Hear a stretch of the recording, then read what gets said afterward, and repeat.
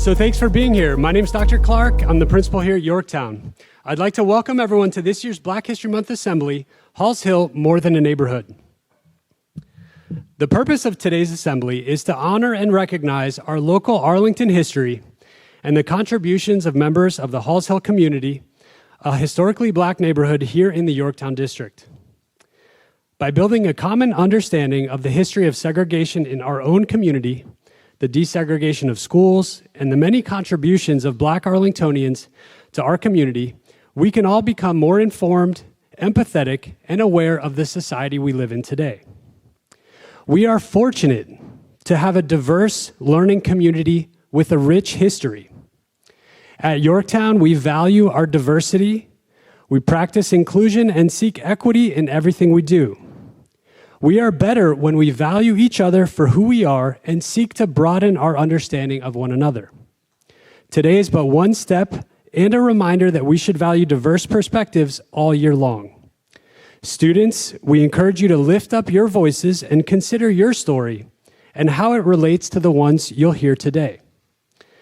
I'd like to thank our DEI coordinator, Ms. Tamara Stanley, and John M. Langston Citizen Association partners, Marguerite Gooden, Tanya Graham, Tia Alfred, and Wilma Jones for helping organize today's event, and also for our continued partnership.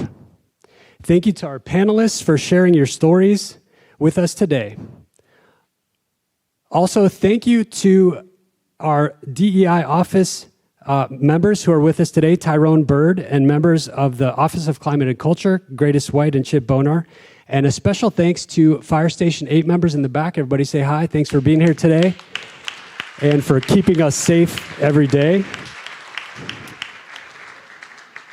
And thank you to Arlington Fire Chief David Pavlitz, who'll be joining us today. Also, a shout out to our AETV members for helping getting this organized and up and running for our whole school community today. Most of all, thank you students for your participation, for your engagement, and for your respect during today's assembly.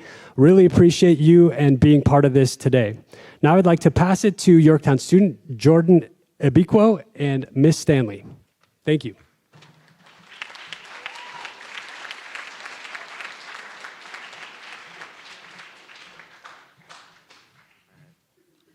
Good morning, my name is Jordan Ebiquo and I'm a 9th grade student. Good morning, my name is Ms. Stanley. I'm the DEI coordinator here at Yorktown. We will be introducing our moderator and special guest this morning. Ms. Marguerite Gooden will serve as our panel moderator. Marguerite is a Yorktown High School graduate from the class of 1969.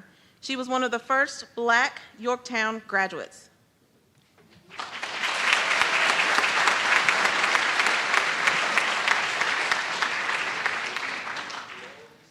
Tia Alfred is a graduate of Yorktown High School. Miss Alfred is a proud mom of 3 third-generation APS students. She is the chair of Diversity and Inclusion Committee at Discovery Elementary School and a member of the Equity Team and Steering Committee at Yorktown High School, and serves in a couple roles with the YHS PTA.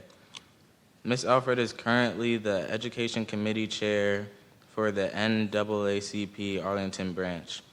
She volunteers with a variety of organizations and organizes and co-facilitates equity training workshops. Miss Alfred is proud of her heritage and the history of her historical neighborhood and likes to share it with others whenever she can. Equity and advocacy work is a lifelong assignment that she devotes much of her efforts towards in pursuit of a better world for all.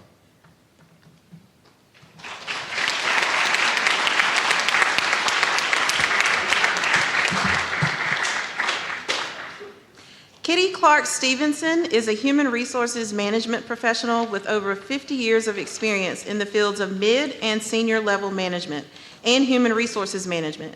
Kitty is president and owner of Abelin Consulting, LLC, celebrating its 42nd year of providing consulting services to public and private sector employers, specializing in equal employment opportunity, disability awareness training, sexual and other forms of workplace harassment, diversity, affirmative employment, and organization development initiatives. Ms. Clark-Stevenson is a certified trainer for teaching skills and cultural competency with the National Multicultural Institute, training organizations on workforce diversity and multiculturalism.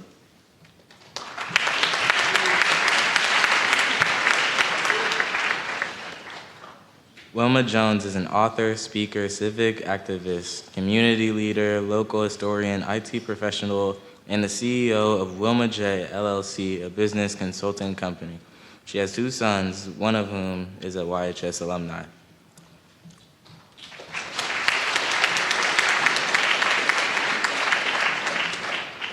Hartman Reed graduated from Bridgeville High School in Bridgeville, Pennsylvania in 1948. After graduation, he joined the Navy, serving during the Korean War. Upon his discharge in 1952, he joined his wife, Mary, native of Halls Hill, and his 2 children. He was encouraged by relatives to join the Station 8 fire crew as the 5th paid African-American fighter in Arlington. Hartman spent 27 years in the fire department. Before retiring in 1979, he earned the rank of captain and was the first African-American to be appointed to the station commander. Captain Reed paved the way for his son, brother-in-law, nephews, and granddaughter. He is currently 92 years old and the last living original Station 8 crew member.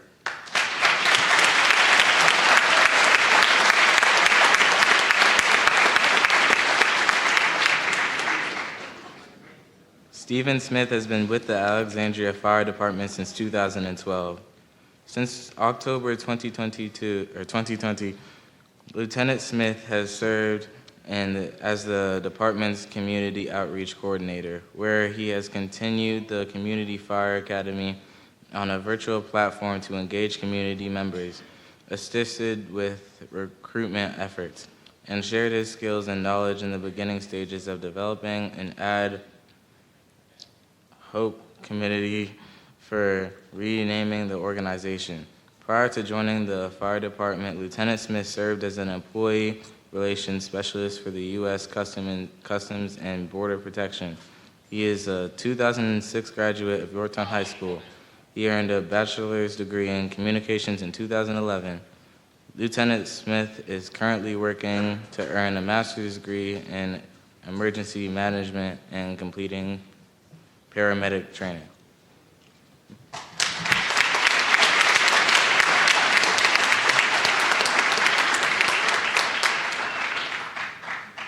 Next, we will hear from Ms. Wilma Jones.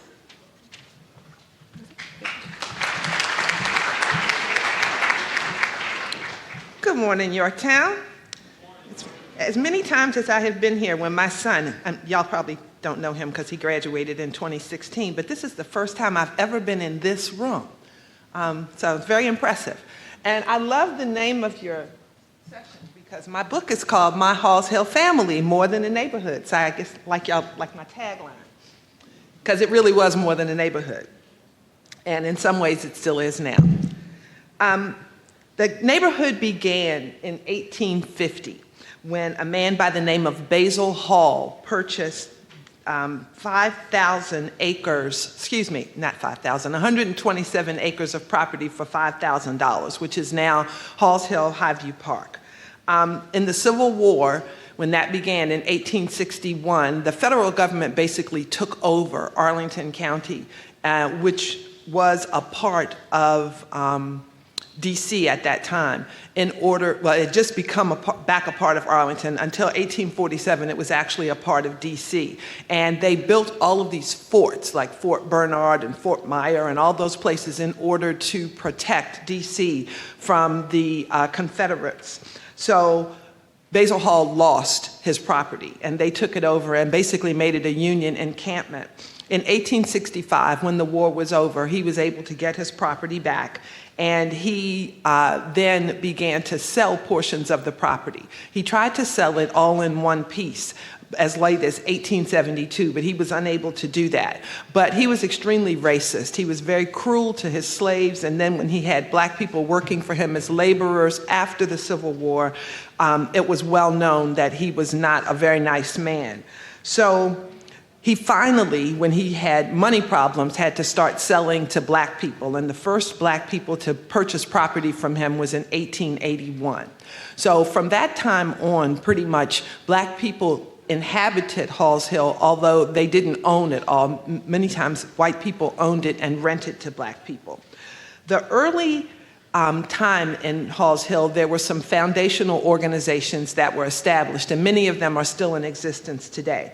The first one was Callaway United Methodist Church, which is at 5000 Langston Boulevard. That was started in 1866 by some formerly enslaved at the Sag Miller's Farm, which is where the Virginia Hospital Center is. That whole area was a dairy farm back in the late 1800s. And they bought property on Lee Highway and ended up doing a land trade with a man by the name of Moses Jackson. Moses Jackson was a black man who was really, really good with horses. And when the Civil War ended, he actually became an owner of a large amount of property. So if your parents have property that's in the Halls Hill neighborhood, if they look back on their plats, they may see the name Moses Jackson on their plats because he owned a large part of this part of Arlington. The next organization that started around that time was Mount Salvation Baptist Church, which is on North Culpeper Street. It got started in 1879, and it was started by black people who were in the neighborhood of Pelhamtown. You've probably never heard of Pelhamtown. It's up near it was up near Marymount University, and it is a perfect example of systemic racism and the demolishment of a black neighborhood because of racism. Those people were pushed out, and many of them purchased property in Halls Hill. One who was well known, and if you do any research, his name was William Pelham. He was a child when and was living in Pelhamtown when the early days of Mount Salvation. He actually lived to be like 102 years old and was interviewed a lot by the county and actually was able to give specific examples of the racism by the county and by developers that helped to basically make Pelhamtown an uninhabited area. Basically what they did was they took a road that was an easement and gave it to the developer so that the people who used to use that road to access their homes could no longer use it, and they were forced to sell. They started Mount Salvation in 1879, and again, that church is still going. The next organization that got started is really important that many people are here today about that, and that's Fire Station 8, which started in 1918. And that organization started because the Cherrydale Fire Department, right down what was then Falls Church Road, didn't turn into Lee Highway until the 20s. That fire station, which of course was a volunteer fire station, would not serve the Halls Hill black neighborhood. And so the industrious members of Halls Hill started their own fire department, raised the money to purchase used equipment, and the Hicks family, which was a very prominent black family at that time, that owned a grocery store, a sweet shop, a taxi cab company, and a bus company that ran from Falls Church to downtown DC, donated the first piece of property for the first Fire Station 8 location. Then in 1938, the John M. Langston Citizens Association was organized. John M. Langston Citizens Association, the Johnson's Hill Citizens Association, and the Green Valley Citizens Association were all started around the same time. And another example of the racism that the black communities had to deal with, the Arlington Civic Federation was started a few years before, and all of the white citizens associations were members of the Civic Federation. In the mid-40s, right after World War II, the Black Citizens Associations requested to join the Civic Federation, and it was a big, big issue. And many people did not want the black organizations in there. It was such a big issue that it was actually written up in the Washington Post Metro section that one of the white members actually said some very unkind things about the people who were trying to keep them out. And Arlington was a bit embarrassed in the paper the next day, but the black associations were allowed in. And those associations were critical to the development of the black communities because they were the organizations that stood up for the welfare of the neighborhood.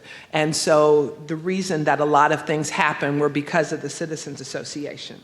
I did forget one really important organization that started in the 1920s, and that was Langston Elementary School. It was called Langston School at the time because Arlington County did not educate black people past the 8th grade. So Langston opened in 1925, but it was a 5-year effort to get the school open by the Halls Hill community.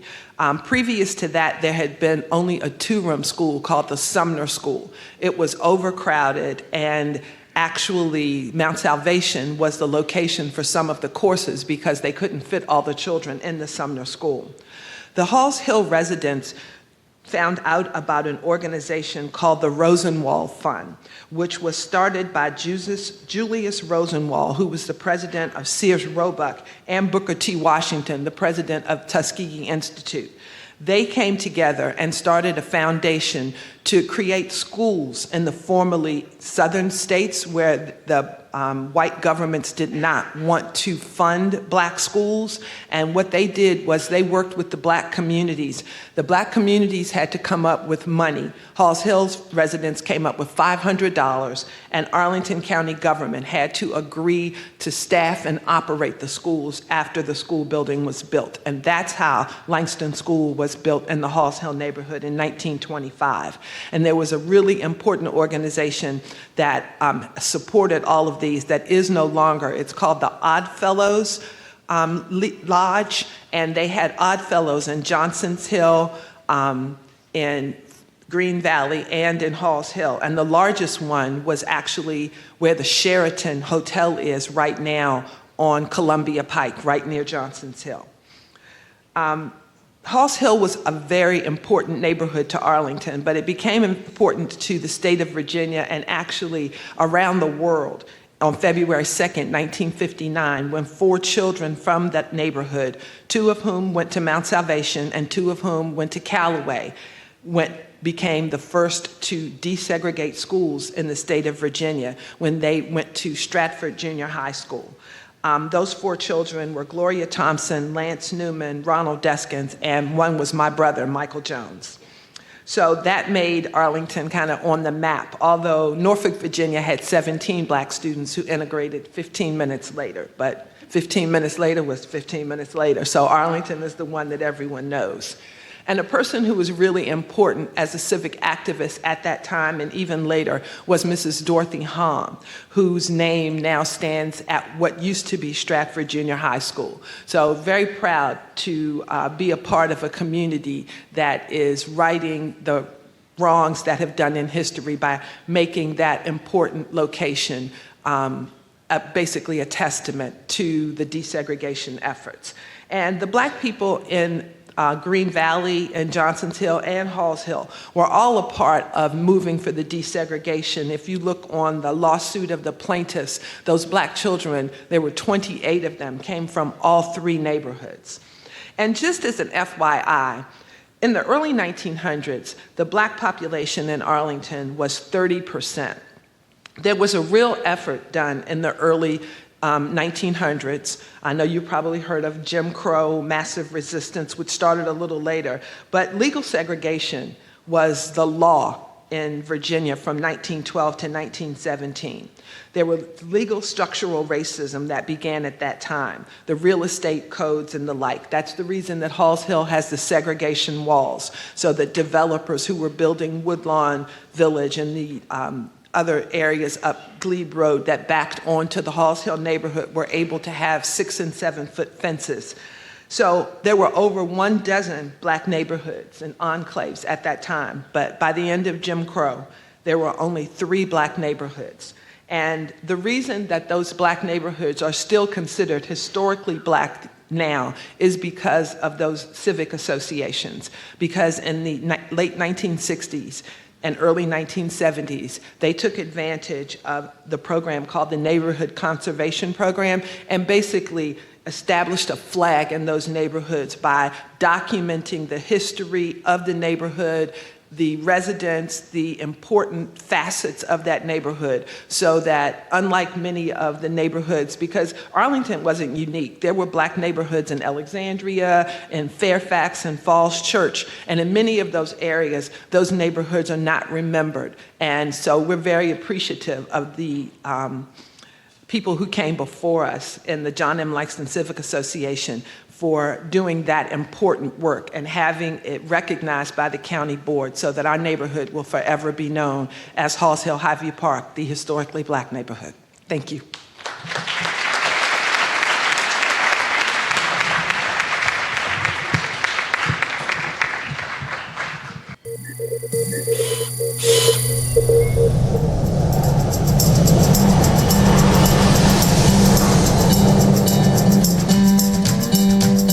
History that we learned had nothing to do with what went on in the Black community. Made it all Black. None of the white stations would service up fences like this to children growing up here and all that they needed to thrive. Community raised kids. Events and people and places in the rich history of Halls Hill.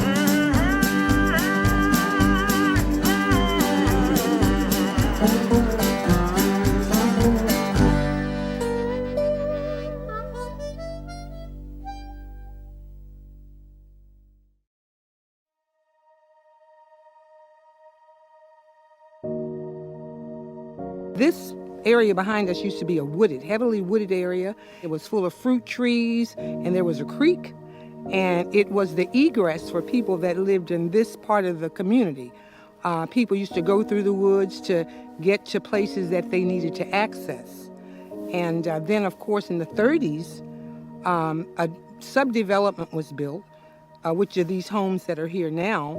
And as the homes were built, developers were putting up these walls. They are a remnant of the institutional governmental racism that Arlington purposefully did to try to convince Black people to either leave the county or know their place. And during that time, there were a number of small Black, that called enclaves. They weren't really neighborhoods, but that were completely just, the people had to leave because of the segregation laws. So that reduced the places that Black people could legally live in Arlington to 3 neighborhoods: Halls Hill, Johnson's Hill, and Green Valley. Well, this was the all-Black community, and these were all white neighbors. Part of the reason this neighborhood was an all-Black neighborhood wasn't because we wanted it all Black. It was because the government made it all Black and put up fences like this to keep it all Black. It started at the federal government with Calvin Coolidge, who gave the states permission to give the localities permission to do those kinds of laws for zoning and neighborhoods. So once they couldn't segregate us legally, then they came up with this law that said that when you're building these developments, that they could have a wall or a fence or a barrier up to 7 feet high. Those laws were approved in 1930. By 1940, Halls Hill was completely fenced in on every area that didn't have a street. So thus these various walls of cinder block, wood, brick, they're not all the same. It wasn't one wall continuously. It was walls built as homes were built. And it separated us. It blocked us off totally. And for people who lived in this area, in order for them to access anything, they had to now walk 14 to 15 blocks. Growing up as a child, I didn't have an opinion about this wall one way or another. It was here. And I knew this is as far as our community went. But as you got older, you understood the significance of the wall, and you understood the negative impact that it had, particularly on our community. I think it's important for people to remember that these walls being put up and being approved and being governmentally sanctioned is just another example of the fact that at that time, Black lives didn't matter. All right. I hope you gained some really significant information after hearing the history and seeing that video. And now we have some reflection questions. The first one for Miss Kitty is, share about the time when families were forced out of their homes due to the segregation laws. Well, since I wasn't alive then, I can only share what was shared with me. We were forced out of many areas, as Wilma has already spoken about, for reasons that a lot of us didn't understand, why we used to own property over there, but now we can only own property over here. But it was home, and family and home is still the core of who and what we are. Certainly. I just want to add, if you're wondering how those things happen, how could they move a family out? I'll give you two examples. The first one is from Pelham Town. Back in the early 1950s, many areas in these black communities did not have access to the county sewer and water. They had outhouses. And the county started making requirements of certain localities. And they were trying to do it, in a, as they called it, an orderly fashion through the county, where they said by such and such a date, you have to have your house on the water and sewer. But of course, you needed a contractor in order to come and do the work, dig the holes, put the piping in, and the white contractors refused to do the work for the black people in the Pelham Town neighborhoods, those who could still access their homes, the ones that taking the egress away did not make them sell. So then that was when Mr. William Pelham, who actually tells this story in an Arlington County book called Up on the Hill, that was done when they interviewed the elders back in the 80s. And he actually talked about that's how his family lost their home, because they couldn't comply with those regulations. Another was that Arlington was a bedroom community for DC, and part of the reason was because they had a very mature trolley system.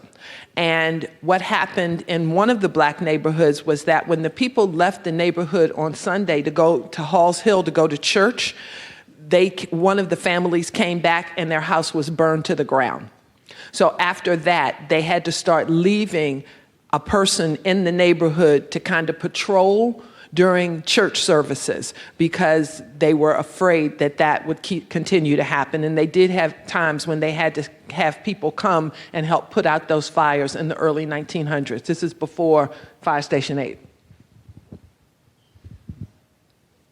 Well, our second part, Kitty, we can start with you. How did you feel? How did it feel to be fenced in within your neighborhood and be totally blocked off from others? And I can have some stories too, but. It felt like that's what we had. It is what it is. And again, family is the core and center of who we are. And I never went to a movie in Arlington County because it was unlawful. I never swam in a swimming pool in Arlington County because it was unlawful. And so those things that I had to do as a child, I had to go into Washington, D.C. to do that. But it was a day trip. I'd catch the bus right across from Fire Station number 8, go into Yorktown, go to the pool, come home, get off at the bus stop in front of Fire Station 8, and walk home. You learn to do what's available to you. The other thing that I have to honestly say, I appreciate our community. It was safety. Our family, and whatever we needed to do, we did it together. And she's so right. I just want to share, I can remember as a kid with the being walled in, we learned very early, and it sometimes amazes me today that the big hoopla in the news about parents being concerned about their kids hearing about history that makes them feel bad. Well, we grew up and we had to learn about what that wall meant. And our parents did an awesome job, all the parents, the churches, in teaching us to why the wall was there and how to keep ourselves safe. And I can remember as a kid, we used to sneak and we were told, you don't go into the white neighborhood. And so we used to sneak and ride our bikes over there. And it was like a thrill because we would ride through there real fast and then get back and hope our parents didn't find out, because we would be in some serious trouble if they found out that we were there, because if we were noticed in that neighborhood, we could also be in some serious trouble. So as a kid, we learned why the wall was there, young, but we adapted. And we learned what we were to do to keep ourselves safe. So our community truly was a village and a family that taught us how to navigate the whole Jim Crow era. So I wanted to just add that little piece. So thank you. And I think now we are ready to see our next video about the famous Fire Station 8.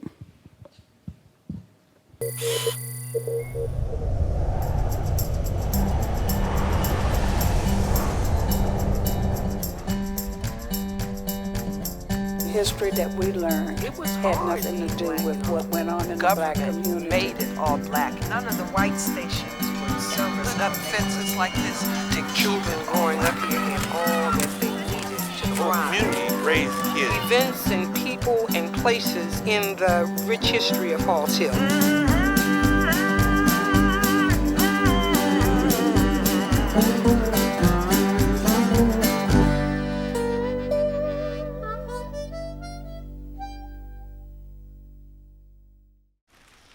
Station 8 is just another station in the county now. Back then, we were sort of unique, the fact that we were all black.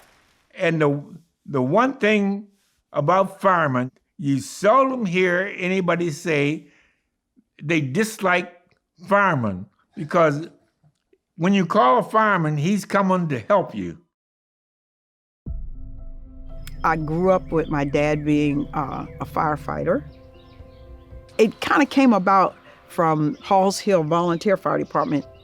And my grandfather and great-grandfather, it was in 1918, I think, they were one of the first to get it organized because none of the white stations would service our neighborhood, Halls Hill. And so the community had to take care of itself. And the community got together and had fundraisers and things like that to buy a 60-gallon tank or something that they could pull to service the neighborhood, because Arlington County's white fire department did not service our neighborhood. A family that owned a business, the Hickses, had a garage and they donated that. The county gave them an old discarded fire truck, and they always had old equipment and things like that. The station was filled with secondhand equipment. That was just the way it was. Anything we had, it came from another station as a secondhand piece. The station was sort of an information center. Most of the volunteers lived in the community and they hung out at the fire station. They fought for years. I don't know. I think they started in the 1940s, their documents, trying to get the county to legitimize them as a real station and actually pay them, because prior to that, they were a volunteer. And finally, the county did in like 1950. Kitty would probably know better than myself, because her father was the first one. My father, Alfred Warren Clark, was the first captain in the Negro Fire Station, which is what Fire Station 8 was. They were not allowed to go to any of the other fire stations, and they were only allowed one captain. And any replacements, somebody would have to be off before they could hire another black firefighter. I was number 5 of an all-black crew. In Arlington County, back in the 50s, when I was growing up, we were reared under Jim Crow. And if you don't know about Jim Crow laws, Google it.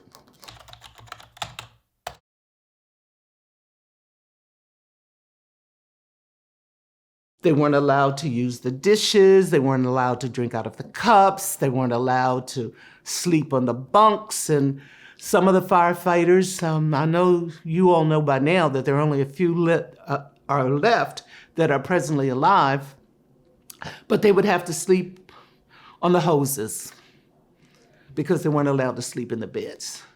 I remember there was one guy from out of one of the stations that came to our station on a night shift. And in those days, it was a law that the white and blacks couldn't sleep together in Virginia. And this guy, he was going to follow the rule. And that day, at night, he stayed in the office and slept in the chair while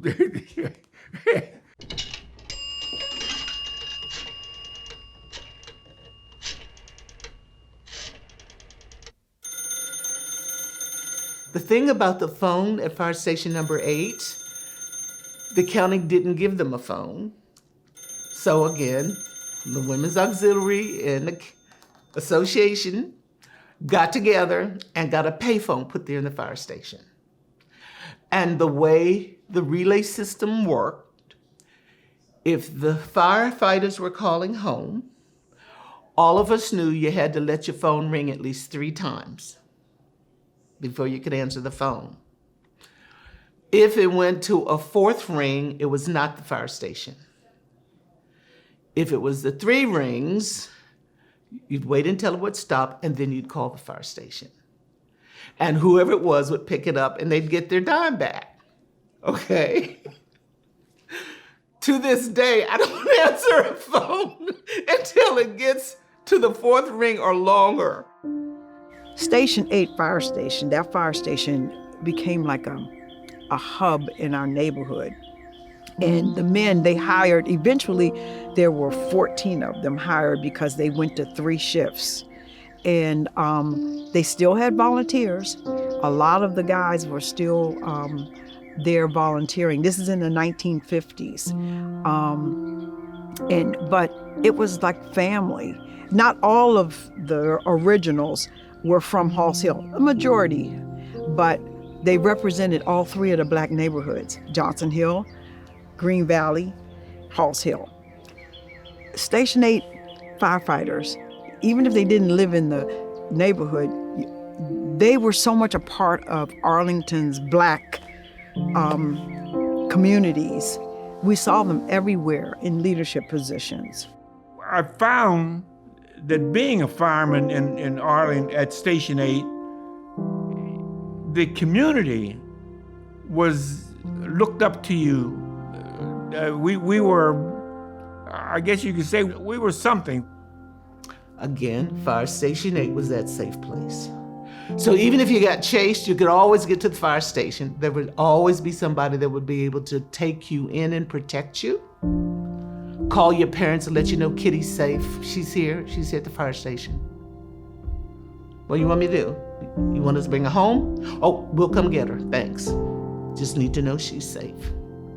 That's how we grew up, and that's what Fire Station 8 meant. At the station, you knew what your kids were doing because we knew when you were doing right and when you're doing wrong. If you did something wrong, the news came through there, and Marguerite, my daughter, when she did something wrong, the guys used to joke with her as she's walked by going to school. They oof, oof, oof, you're in the doghouse, you know. Marguerite's in the doghouse because she did something wrong. Through the years, we increased in firemen.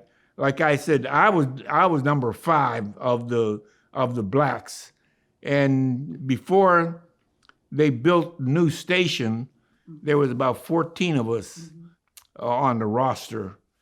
Then when Arlington, finally, the county made them the 8th fire station, and were paying them, they had to service all of the whole North Arlington. And they shared stories about times when they would actually go on calls and people would call them the N-word and say, don't touch my stuff. There was times in which they sent other companies like Station 3 or Station 6, which were on both sides of us, right in our territory.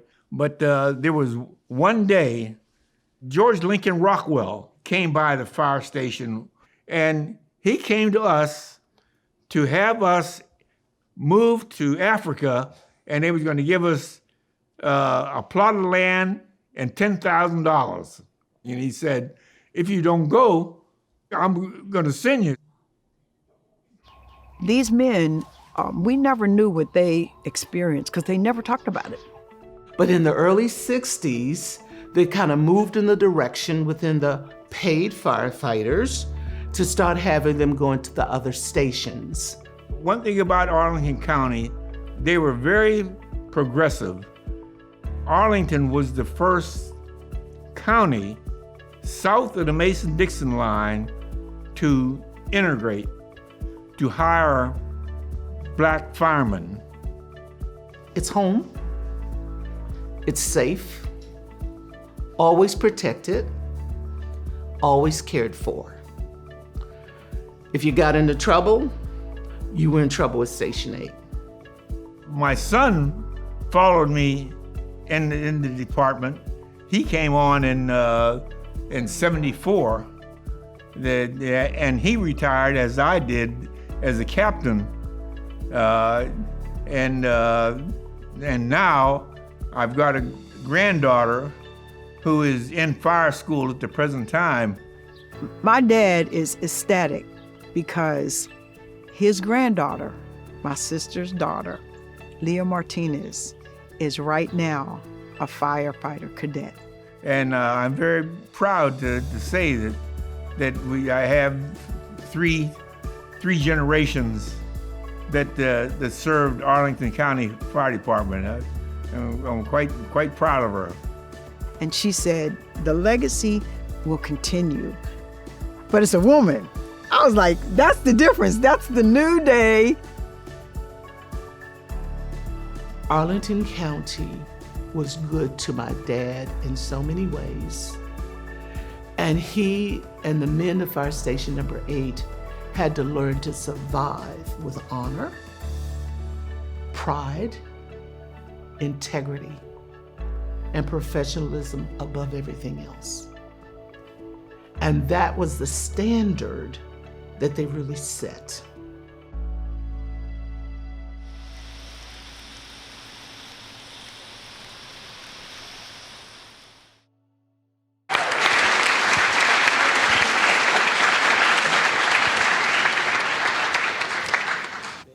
Okay, well, we have some stories that we can share with you about Fire Station 8. And our first question is for my dad. This is Hartman Reed. I have the pleasure. He's my dad. And we want to know, what was it like to operate the fire station with equipment that was not up to par, and how difficult was it for you guys to really service our community with secondhand equipment? So you can tell your famous story because they didn't show it. Let me first let you know that I was very happy to become a fireman in Arlington, and to get into the station was just great, because even in those days we were paid more than a teacher, so it was something to be proud of. But being in a station and having inferior equipment was unknown. I didn't know that it was inferior. We did the best we could with what we had. I can tell you, though, that because of the inferior equipment, one of the things that, or a couple of things that happened that stick in my mind, that is because it happened because of inferior equipment. Number one was up on Lexington Street. We had a fire, and the owner of the home died in that fire. We had laid out, because we were sort of second dude Falls Church, and we laid out. That means we were the one who supplied the hose line for the fire. And after the fire was out, there was he was the head of the police and the fire department. This guy was safety director. His name was John Stone, a big, heavy-set fella with a strong voice. He came out after the fire was out and looked at the hose, and the hose was leaking throughout the line of hose that we had laid. It was leaking. So he said to the chief of the fire department, he said, "What's this hose doing leaking?" He said, the chief said, "Oh, that's mildew." And Mr. Johnstone, with his deep, strong voice, said, "Mildew hell, that's rot." And so at that point, when we picked up the hose and went back to the station, they delivered a whole truckload of brand new hose for us. And that was the first new hose that I had seen. At that time, I was probably in the department a couple of years, and that was the first new hose that I'd seen. And then a second thing was the fire truck. The fire truck was a 29 American La France. And one rainy day, up Lee Highway and near Falls Church, there was a car accident, and we were running second due to Falls Church at that one.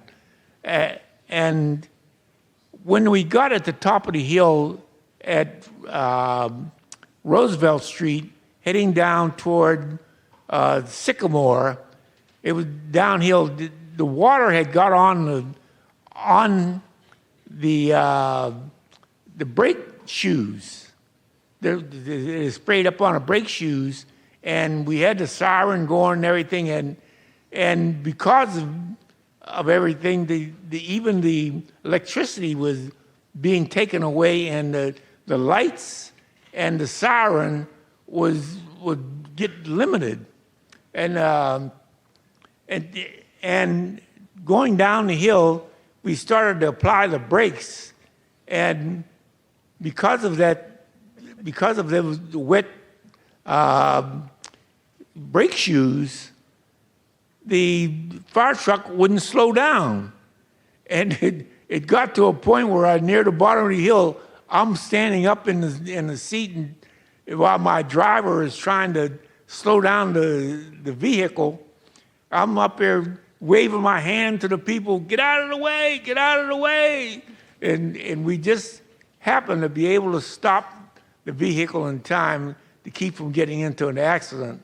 But those are two occasions that I can recall that old equipment and inferior equipment was a factor.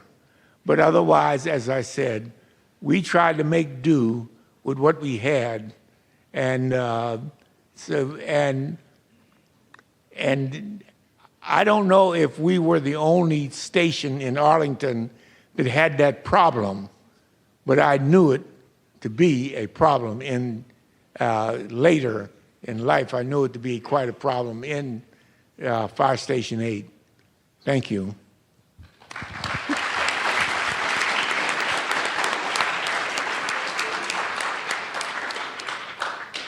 I have to say, he's, and I've heard from the many of the originals in their sharing of how they overcame those kind of challenges. And one thing that I learned as a child of an original Station 8, and there were 14 of them, and Station 8 truly was, it was a place for all of us that, well, I know Kitty knows also.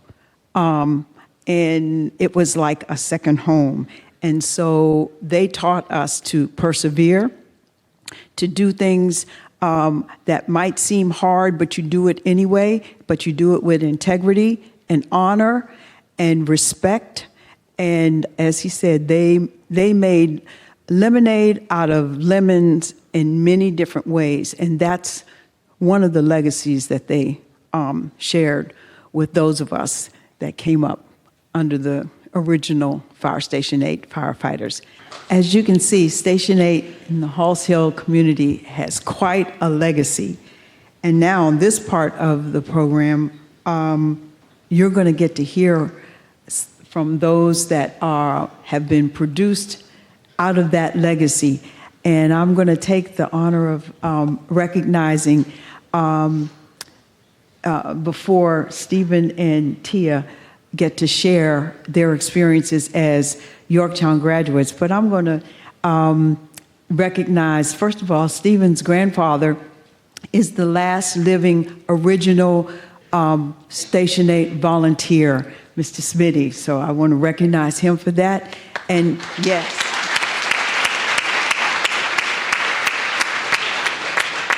And Stephen's dad followed in the footsteps and became an Arlington County firefighter, and he is the first Black battalion chief, Dale Smith. Chief Smith, you can stand up, he's right up front there.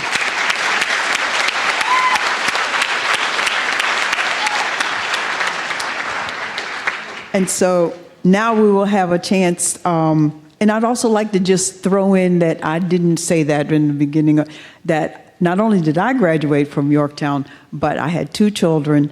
My brother graduated from here, and my two kids, Sean and Shayna. Sean graduated in 2000, and he was a famous football player here with the 1999 undefeated team, and he was the Fairfax County Hall of Fame award-winning person for Defensive Player of the Year. So he represented Yorktown quite well, and he is now a graduate, and he has a master's degree in architecture, and he's working for a high-level design firm. And then my daughter, Shayna, graduated in 2003, and she went on to college at Virginia State, and now she is the clerk of the Falls Church City District and Circuit Court, District and Juvenile Courts.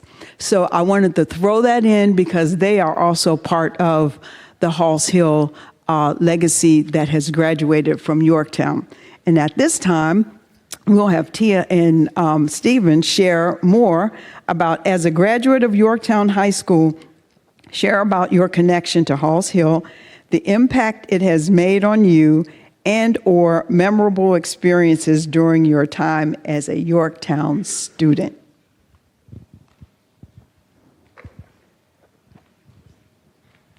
Hello, everyone. Hello? Okay. Halls Hill impacted me with pride for life because I grew up in such a unique circumstance. When I went away to college and later on in my career, when I'd speak so highly of Arlington and share about my upbringing, most couldn't begin to fathom or relate to what I'd experienced. And since I've been an adult, Halls Hill has gotten the proper historical recognition for so many things, as been discussed earlier, and it has made me feel even more of a sense of pride to have come from such greatness. The ironic thing is that it wasn't intended to be that way for our neighborhood. We were just supposed to be happy to be in our little space that, I might add, non-blacks didn't even dare to enter back in the day. And now we are probably one of the most sought after, conveniently located communities and property in Arlington. I am a native of Arlington. I'm proud to be born and raised here. And we had a very unique situation where we had a centrally located meeting area that we refer to as the playground. It is currently known to everyone else as Highview Park. Our entire community was like one big happy family where everyone knew mostly everyone else in the entire neighborhood. You could name a street, a landmark, the color of a house, or just simply a person's nickname, and everyone would immediately know who you were speaking of. It was a place where everyone looked out for everyone, and even to this day, even since gentrification, it's still pretty much the same for those still residing here. I feel very impacted by that because it's a privilege to have come from such greatness. It's something that most people will never experience. Most people don't even know their neighbor 3 doors over, but we knew everyone. Halls Hill was a place where lifelong connections were made, and to this day, current and former residents come together to celebrate specific holidays, no matter the weather.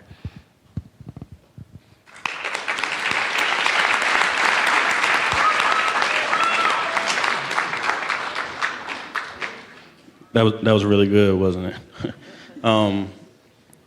I'll be short because we're running a little bit on time, but honestly, personally, without Halls Hill, Station 8, I probably wouldn't be sitting here today. That's the reality of it. My connection is family, friends, memories, lifelong friends. I went to elementary school and middle school in different parts of the county, but my home base was always Halls Hill. Without my grandfather leading the path for my father and cousins and uncles, I truly wouldn't be here, and I'm forever thankful for that connection. I'm a proud Yorktown graduate. I work for Alexandria, but everyone knows I'm from Arlington. One way you can always tell somebody's from Arlington is because all they do is talk about Arlington. That's all we talk about. I really am thankful, Captain Reed, everyone here on this panel, because we're all connected. We may not be blood, but because of Halls Hill, we'll forever be connected.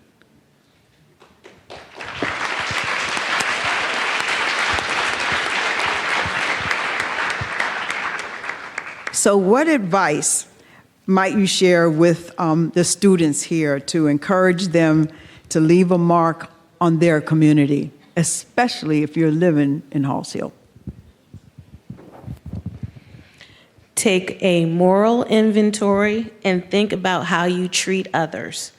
Ask yourself if you are intentionally fostering connections. That's the key thing we both share, connection, and making others who may be different than you feel a sense of belonging. Be intentional in how you show up. It goes a long way in how you land with others, and you can always choose to make wise decisions and impact others in a good way. Everyone likes to feel appreciated and that they belong, so value yourself and others. And in the words of Dr. Martin Luther King Jr., the time is always right to do what is right.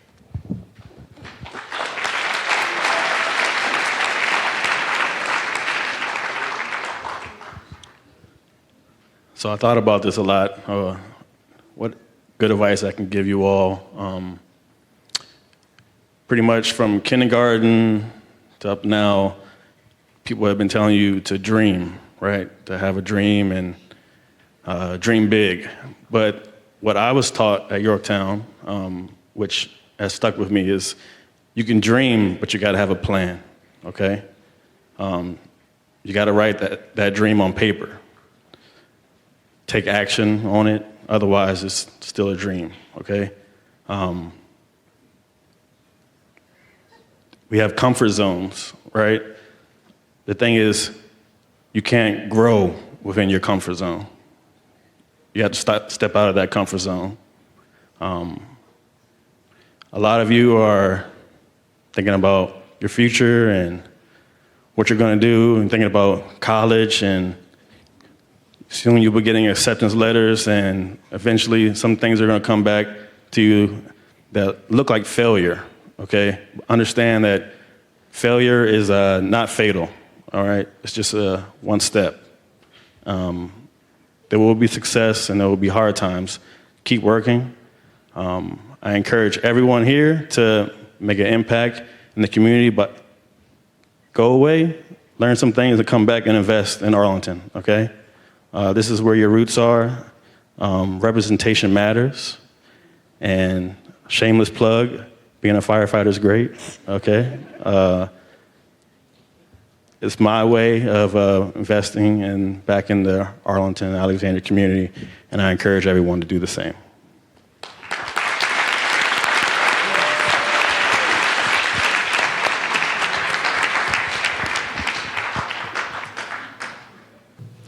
this time, I'd like to introduce the John M. Langston Citizens Association Annual Essay Contest. A Yorktown tradition, the annual essay contest allows students to use your creativity to tell stories, foster equity, and highlight diverse perspectives. The annual essay contest is open to all grade levels, and this year, students may submit written or spoken pieces of work. Students, you may select from the following topics: I have a dream. In your dream, what is diversity, equity, inclusion, and belonging at Yorktown? Or words have power. Create an essay using the words courage, community, leadership, equity, and restore. Submissions will be accepted through March 17th, 2023. For more information, you can visit room 223 for contest details. Please join me in thanking our guests for joining us today.